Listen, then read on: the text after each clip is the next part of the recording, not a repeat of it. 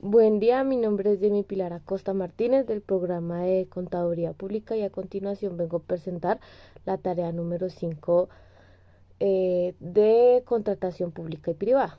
Bueno, el primer ítem que voy a explicar aquí es las diferentes diferencias que hay entre la contratación pública y privada. En la pública se realiza el contrato por entidades del Estado. Los inversionistas son del Estado o mixta, que también, o sea, que puede participar el Estado junto con una entidad privada. Se hace con el objeto de desarrollar una obra de beneficio social. Dentro ya se hace aplique si es municipio, ciudad o en general país. Se desarrolla o se implementa por mandato legal y el financiamiento se hace a través de la gestión de las obras de entidades del Estado, o sea, el dinero que aporta la ciudadanía al Estado, ya sea a través de el pago de impuestos y demás. En la privada se hace por entidades de inversionistas particulares, o sea, son personas naturales o también puede ser personas jurídicas. El capital es exclusivamente privado, es decir, que el capital proviene de las personas naturales o jurídicas.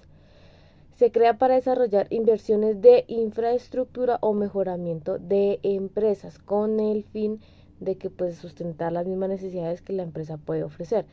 Se solicita para acuerdo entre particulares, o sea, se crea la empresa con el fin, como les digo, de satisfacer necesidades, pero que ese ingreso también va direccionado a los inversionistas. Y con eso se busca inversionistas o utilidades generadas por la misma empresa. Bueno, a continuación también vamos a conocer las partes que abarcan los contratos públicos y privados. La primera etapa es la etapa contractual, donde se definen todos los términos y condiciones del contrato antes de ser firmado, donde se realiza un esquema para saber si las partes están de acuerdo o si no desarrollar eh, otro tipo de contrato donde pues ellas se puedan poner de acuerdo y digamos que el beneficio sea para ambas partes o las que estén dentro o establecidas dentro con los contratos. La siguiente etapa es la etapa contractual.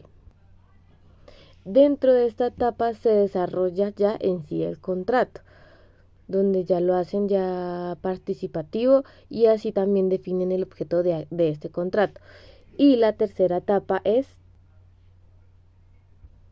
la etapa postcontractual. En esta se lleva a cabo las obligaciones dentro de la vigencia del contrato y el incumplimiento de estas puede generar discrepancias y se puede llegar a una parte legal jurídica ya por parte de demandas.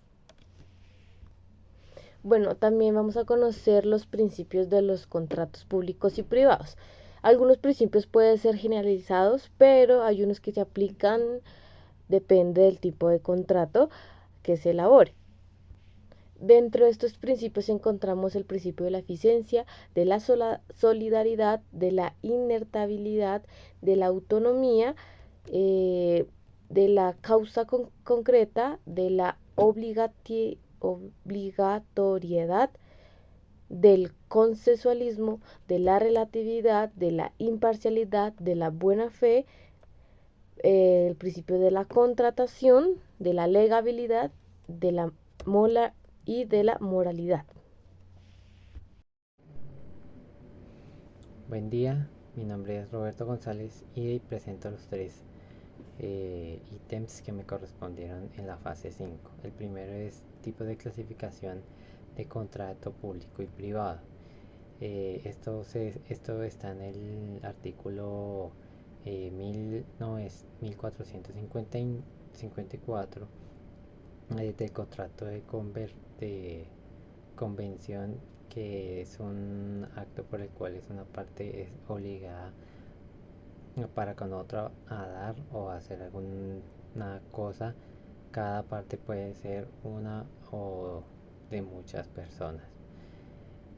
Esto está también en el artículo 32 de la ley 80 de 1993, que da a conocer los diferentes tipos de contrato. Uno de ellos es la concesión, son los contratos que se otorgan a un concesionario la prestación o operación o explotación de organización o gestión total o parcial. El otro es la obra, que son aquellos contratos cuyo objetivo es la construcción. La otra es el consultoría, que se basa en los contratos de consultoría que buscan la ejecución de proyectos de conversión o estudios de diagnósticos. La otra es la presentación de servicios, que son los contratos que son utilizados para desarrollar actividades relacionadas con la administración o funcionamiento de las entidades. El otro tipo de contrato es eh, encargados fiduciarios o fiduciaria pública, que este tipo de contrato tiene como fin la administración o el manejo de recursos vinculados. Los contratos privados son aquellos también que, pues uno de ellos son el contrato unilateral, que son los contratos que son los que obligan a las partes, mientras que otros tienen obligación algunas, por ejemplo el contrato de préstamo de uso como dato. Al otro es el contrato bilateral, que este contrato es de ambas partes, se obliga por ejemplo a un contrato de contraventa, o el vendedor está obligado a entregar una cosa o bien. El otro es el contrato gratuito, que cuando solo es un beneficiario de las dos partes. El otro es el contrato oneroso. En este contrato ambas partes obtienen un beneficio. Y el otro es el contrato principal, que este es cuando depende de, de otras partes para que exista. El otro es el contrato de acceso, que se depende de poder existir el contrato de prenda, que sea para garantizar el pago del préstamo. Y el otro es el contrato real, que es un contrato que necesita de una validez. El siguiente es el contrato solemne, que requiere que cumplan con ciertas formalidades establecidas en la ley. El otro concepto es la responsabilidad por el incumplimiento de contratos públicos y privados. Esto es el contrato público, es el que son las medidas que se proceden frente a un incumplimiento contractual, que son la multa, la declaración de incumplimiento, la de determinación unilateral anticipada y la declaración de caducación.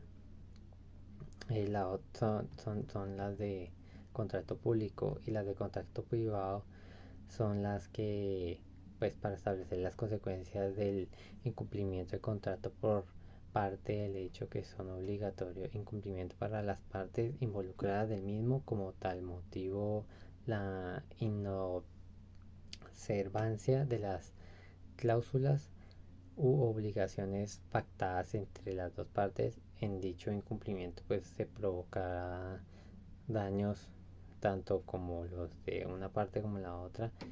No está apropiadamente dicho cuál es este tipo de sanción, pero si se incumplen estos contratos privados, pues tienen grandes consecuencias.